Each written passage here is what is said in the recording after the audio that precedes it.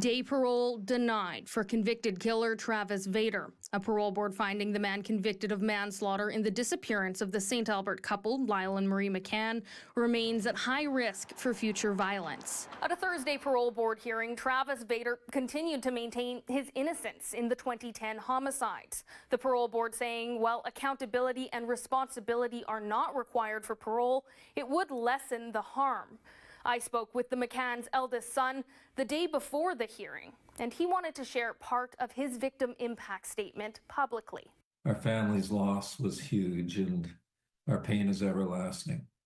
I will never forget or forgive what Vader has done. Brett McCann sharing relief at Thursday's decision, but is still waiting for answers. His parents, Lyle and Marie's bodies, have never been recovered, a barrier to his closure, their death, the cause of a reoccurring nightmare. I often find myself with an image of Vader killing one first, and it's so horrible to imagine what the survivor thought or what the other person thought at the time. The McCanns went missing on a road trip to BC. Their RV found torched, their SUV with their blood and DNA linked to Vader. At an elder-assisted parole hearing in Abbotsford, BC, Vader, who is Métis, shared how reconnecting with his culture has helped him work through childhood trauma and admitted to drug-related offenses around the time of the McCann's death. But the father of 7 couldn't identify a clear plan for his release. His parole officer saying in prison, Vader struggles with regulating his emotions, is disrespectful with staff,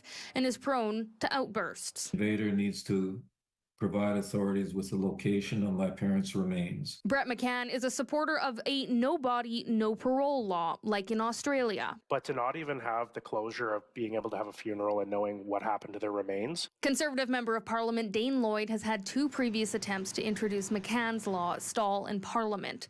The law would give judges extra powers to limit parole for killers if they don't reveal the body or bodies of their victims. But the MP says he will persist. There are dozens of cases across this country where we have actually convicted people of murder and they have not, and we don't know where their victims are.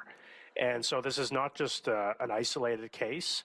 This was Travis Vader's first attempt at parole, saying Thursday he hoped to gain insight on steps he can take to secure a release next time.